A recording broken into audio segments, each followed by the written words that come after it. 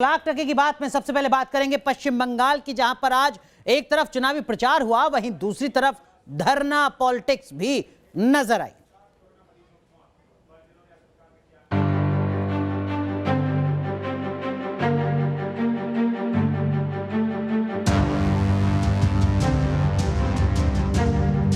चुनाव आयोग ने ममता बनर्जी के चुनाव प्रचार पर 24 घंटे का बैन लगा दिया, तो ममता बनर्जी कोलकाता में धरने पर बैठ गई। व्हील चेयर पर ममता कोलकाता की गांधी मूर्ति के पास धरने पर बैठी रही। करीब 3 घंटे तक ममता चुनाव आयोग के फैसले के खिलाफ धरना देती रही। इसी दौरान ममता बनर्जी पेंटिंग भी बनाती नजर आई। पेंटिंग के बाद ममता बनर्जी ने लोगों को इसे दिखाया भी। दरअसल हिंदू मुस्लिम वोटों को लेकर दिए बयान पर चुनाव आयोग ने यह एक्शन लिया था। चुनाव आयोग के मुताबिक ममता बनर्जी आज रात 8 बजे तक चुनाव प्रचार नहीं कर सकती। जानकारी के मुताबिक ममता रात 8 बजे के बाद 2 रैलियां करने वाली है। वहीं धरने को लेकर राजनाथ सिंह ने ममता बनर्जी को निशाने पर लिया। इलेक्शन कमीशन ने कहा भाई 24 घंटे आप नहीं कर सकती, क्योंकि आपने जो कुछ भी कहा था वह जो है आचार संहिता का उल्लंघन है, आचार संहिता की मर्यादाओं के सर्वथा खिलाफ है।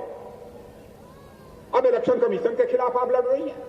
अरे किसी को तो छोड़ दीजिए ममता दीदी, किसी को तो बख्श दीजिए। उधर दार्जिलिंग में चुनावी रैली के मंच से गृह मंत्री अमित शाह ने भी ममता बनर्जी पर करारा वार किया।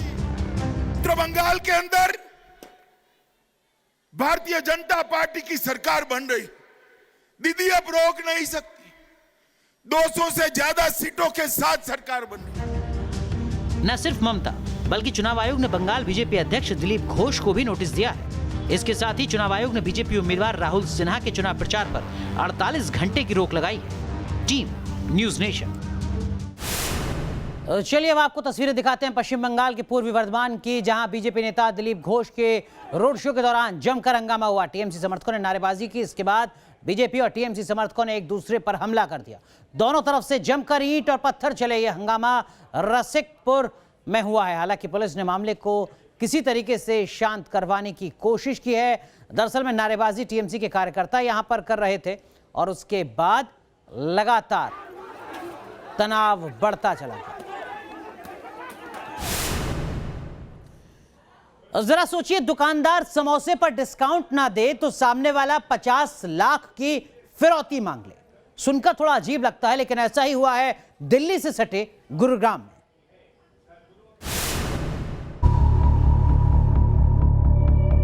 समोसे पर डिस्काउंट नहीं मिला तो व्यापारी को दी जान से मारने की धमकी। पुलिस की गिरफ्त में खड़ा ये वही बदमाश है जो समोसे पर डिस्काउंट न मिलने पर इतना चिढ़ गया कि व्यापारी को फोन कर रंगदारी मांगने लग गया। गुरुग्राम के चंदू इलाके के बर्फी वाला मिठाई व्यापारी ने 11 फरवरी को गुरुग्राम पुलिस को शिकायत दी थी कि उससे अज्ञात मोबाइल नंबरों से रंगदारी की मांग की जा रही है और रंगदारी न देने के एवज में आरोपी उसे जान से मारने की धमकी दे रहा है। पुलिस ने व्यापारी की शिकायत पर मामला दर्ज कर साड़ राणा के रहने वाले सागर नाम के बदमाश को गिरफ्तार कर लिया। उसके पास 4 तारीख को किसी व्यक्ति ने फ़ोन करके उससे पहले फ़ोन पे बात की और उसमें कहा कि भी मैं अक्कू का भाई बोल रहा हूँ और मेरे को आपसे 50 लाख रुपए की फिरौती चाहिए। ये शातिर बदमाश जेल में बंद शूटर अक्कू का भाई है। पुलिस के मुताबिक अपराध की दुनिया में खुद की पहचान बनाने के लिए इसने व्यापारी से 50 लाख की रंगदारी मांगी। इससे जब पूछताछ की गई तो इसने इस बात को मानते हुए कि मैंने ही धमकी दी थी और फिरौती मांगी थी, और इसका जब रीज़न इससे पूछा तो इसने बताया कि मैं वहाँ पे खाने पीने की चीज़ें लेने गया था, उसने दुकानदार ने कोई मेरे को डिस्काउंट नहीं दिया, इसलिए मेरे दिमाग में ये चीज़ आई कि ये तो बहुत मोटी कमाई करता है, तो क्यों नहीं हम फिरौती मांग के इससे पैसे की वसूली करें। अब पुलिस इसकी क्राइम कुंडली खंगालने में जुटी है ताकि ये पता लगाया जा सके कि इस बदमाश के लिंक कैसे इस गैंग से जुड़े हैं। Team news nation. कोरोना के फिर सिर उठाने की वजह से भक्त मजबूरी में भगवान से दूर हो रहे हैं। आज चैत्र नवरात्र के पहले दिन मंदिरों में वो रौनक नहीं दिखी जो पहले दिखा करती थी।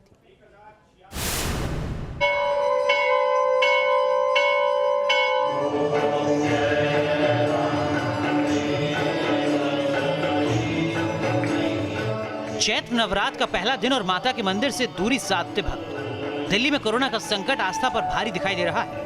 दिल्ली में कोरोना के बढ़ते मामलों को देखते हुए प्राचीन झंडेवालान मंदिर को बंद कर दिया गया है। दिल्ली में कोरोना के बढ़ते मामलों को देखते हुए झंडेवाला मंदिर को बंद किया गया है। यहाँ पे देख सकते हैं, भले ही इस मंदिर का जो गेट है वो बंद है, लेकिन फिर भी यहाँ पर दूर दूर से जो भक्त हैं माँ के दर्शन के लिए आए हुए हैं और गेट बंद होने के बावजूद भी वो यहाँ से दर्शन करके यहाँ से जा रहे हैं।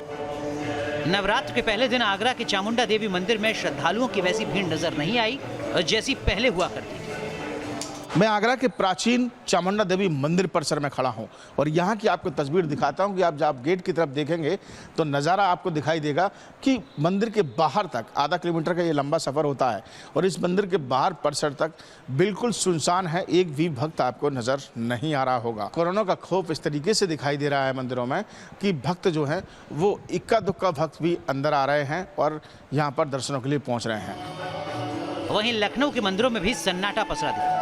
यहाँ कोरोना के सिर उठाने की वजह से लोग डरे हुए हैं, लिहाजा बाहर निकलने से परहेज किया जा रहा है। यूपी सरकार के आदेश के मुताबिक धार्मिक स्थलों में एक साथ 5 से ज्यादा लोग प्रवेश ही नहीं कर सकते। और इस वक्त हम लखनऊ के प्राचीन कालीबाड़ी मंदिर में हैं। यहाँ पर हर साल नवरात्र में भक्तों की भारी भीड़ उमड़ती है, लेकिन आज आप देख सकते हैं कि पूरा मंदिर प्रांगण सूना पड़ा है। इक्का दुक्का लोग ही आ रहे हैं दर्शन करने के लिए।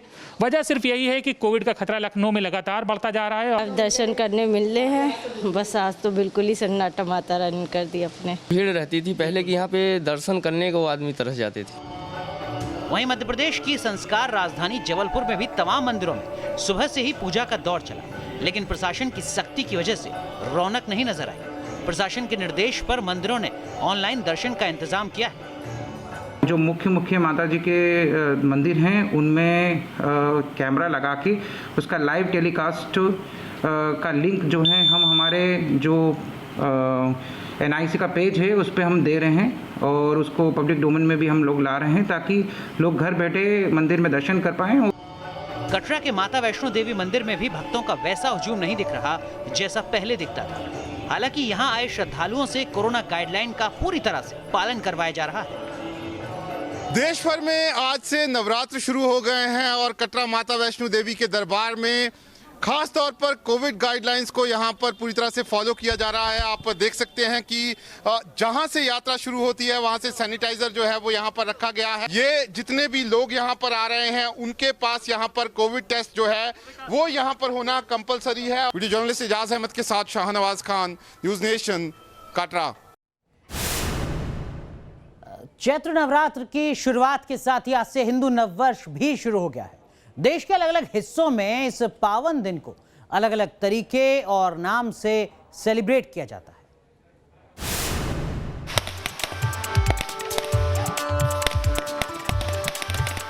पूजा पाठ और आतिशबाजी के साथ हिंदू नववर्ष के शुरू होने की खुशी बांटते लोग। तस्वीरें पणजी की और जहां गुड़ी पड़वा का जश्न मनाया जा रहा है। गुड़ी पड़वा महाराष्ट्र और गोवा के इलाके में चैत्र प्रतिपदा तिथि शुक्ल पक्ष के हिंदू कैलेंडर के मुताबिक मनाया जाता है। इस साल गुड़ी पड़वा का शुभ दिन 13 अप्रैल को पड़ रहा है। कोंकणी लोग इसे संवत्सर कहते हैं, जबकि कर्नाटक और आंध्र प्रदेश में इसे उगादी कहा जाता है।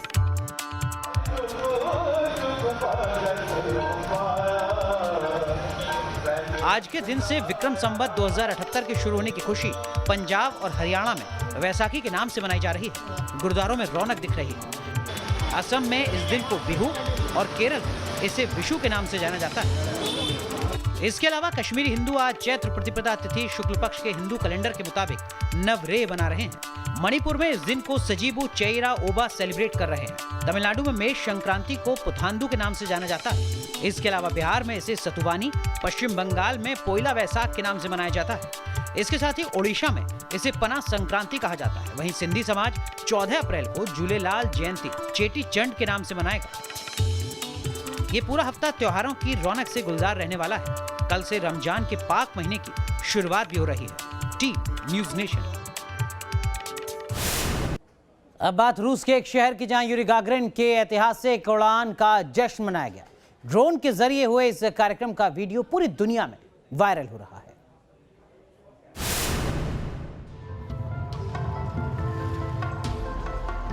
आसमान में एक साथ 500 ड्रोन की परेड। रूसी शहर वेलेकी नोगोरोड में हुआ जश्न। आसमान में जब इन मशीनी जुगनुओं ने रोशनी बिखेरी तो पूरा समा तालियों से गूंज उठा।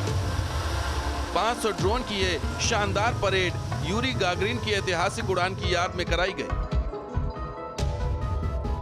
12 अप्रैल 1961 को यूरी गागरिन ने अंतरिक्ष यात्रा करने वाले पहले मानव होने का रिकॉर्ड बनाया था। यूरी ने 108 मिनट तक अंतरिक्ष में यात्रा की थी। इसी की याद में ये ड्रोन परेड कराई गई थी। इस ड्रोन डांस में गजब फॉर्मेशन बनाया गया। 500 ड्रोन ने मिलकर सोयूज रॉकेट, सैटेलाइट और ऑर्बिट शिप का आकार बनाया और यूरी को श्रद्धांजलि दी। Team news nation. चलिए इस वक्त की बड़ी खबर हम आपको बता दें, उत्तर प्रदेश से आ रही है। यूपी के सीएम योगी आदित्यनाथ ने खुद को आइसोलेट किया है कोरोना के चलते। दरअसल में उनके दफ्तर के कुछ अधिकारी कोरोना पॉजिटिव पाए गए हैं, जिसके मद्देनजर सीएम योगी आदित्यनाथ ने खुद को आइसोलेट कर लिया है। मुख्यमंत्री योगी आदित्यनाथ ने कहा है कि उनके संपर्क में कुछ संक्रमित अधिकारी रहे हैं, जिसके चलते वो आइसोलेशन में जा रहे हैं। तो कोरोना का कहर किस तरीके से लगातार बढ़ता नजर आ रहा है, ये आप देख सकते हैं इस खबर के जरिए। इस वक्त की बड़ी खबर, जहां उत्तर प्रदेश के मुख्यमंत्री योगी आदित्यनाथ ने खुद ट्वीट करके जानकारी दी है, सतर्कता बरतते हुए खुद को आइसोलेट किया है। पूरे देश में कोरोना का कहर किस तरीके से नजर आ रहा है, ये भी हम आपको बताएंगे। लेकिन उससे पहले योगी आदित्यनाथ का ये ट्वीट हम आपको दिखा रहे हैं, जिसमें उन्होंने बात की है पश्चिम बंगाल की सियासत की। लेकिन इसी के साथ साथ एक और ट्वीट उन्होंने किया है, जिसमें कोरोना का उन्होंने जिक्र किया है। अब आपको तस्वीरें दिखाएंगे सेंट पीटर्सबर्ग की, जहां ऐतिहासिक कारखाने में भीषण आग लग गई। इस आगजनी में एक फायर फाइटर्स की मौत हो गई। आग की ये लपटें डराने वाली हैं। हर तरफ दहकते शोले, धुएं का गुबार और अफरा तफरी। रूस के दूसरे सबसे बड़े शहर सेंट पीटर्सबर्ग में देर रात एक ऐतिहासिक कारखाने में भीषण आग लग गई। इस कारखाने का इस्तेमाल बिजनेस सेंटर के लिए किया जा रहा था। आगजनी के वक्त कारखाने में कई लोग मौजूद थे, जिनमें 40 लोगों का रेस्क्यू कर लिया गया है। लेकिन इस दौरान एक फायर स्टाफ की झुलसकर मौत हो गई और कई दमकल कर्मी जख्मी हो गए। आग की लपटें कुछ ही वक्त में बेकाबू होकर पास की रिहायशी इमारत तक फैल गई। हालांकि इस इमारत में रहने वाले सभी लोगों का रेस्क्यू कर लिया गया है। Team news nation.